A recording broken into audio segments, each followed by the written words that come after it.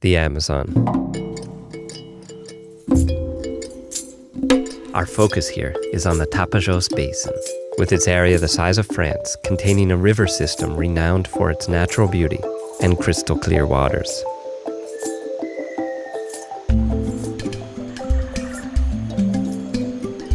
It is home to 2 million people, 800 species of birds, 250 mammal species, and 500 species of fish.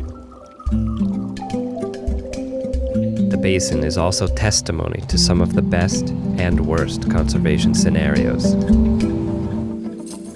The Tapajos' largest tributaries, the Juruena and the Tributaries, originate in the Cerrado biome of Mato Grosso state, in areas covered by extensive pastures and plantations.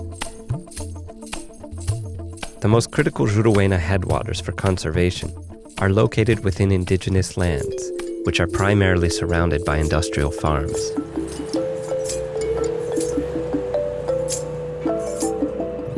As for the Tributaries, the river is no longer free-flowing because of the large hydroelectric dams already operating and under construction. Many more are projected for the entire basin.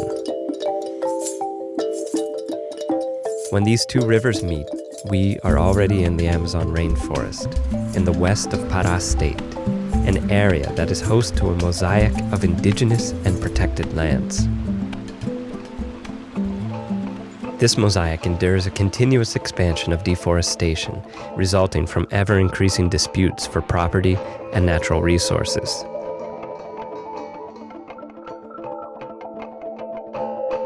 The conflicts happen along the highways Cuiabá-Santarém, BR-163, and the Trans-Amazonian, BR-230.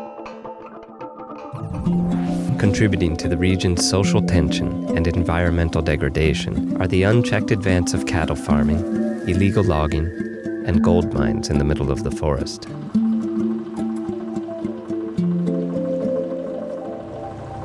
Starting in Itaituba, Tapajos becomes navigable. This has turned the city into a strategic point for the export of grains delivered from Mato Grosso.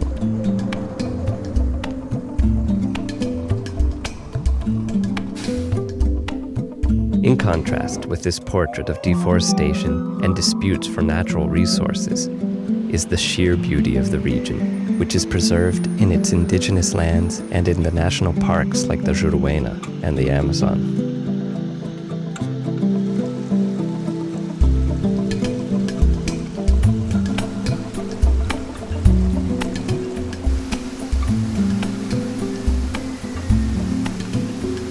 Closer to Santarém, where the river reaches a width of nearly 20 kilometers, tourism has made its mark in the famous beaches near Alter do Chão and of the Arapiuns River.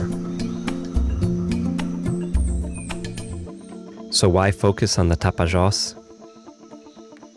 In this one basin, we witness global economic activities alongside poverty.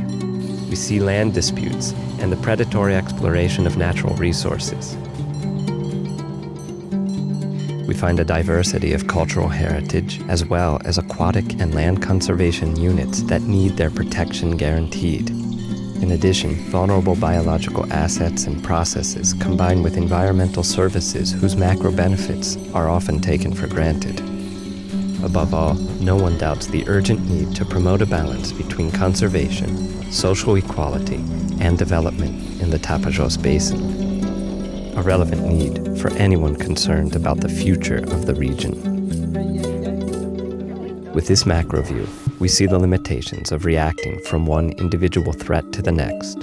Another path must be proposed, one based on science, where a qualified discussion of the Tapajos Basin's future, the most dynamic in the Amazon, becomes a reference for discussing the future of the entire Amazon region.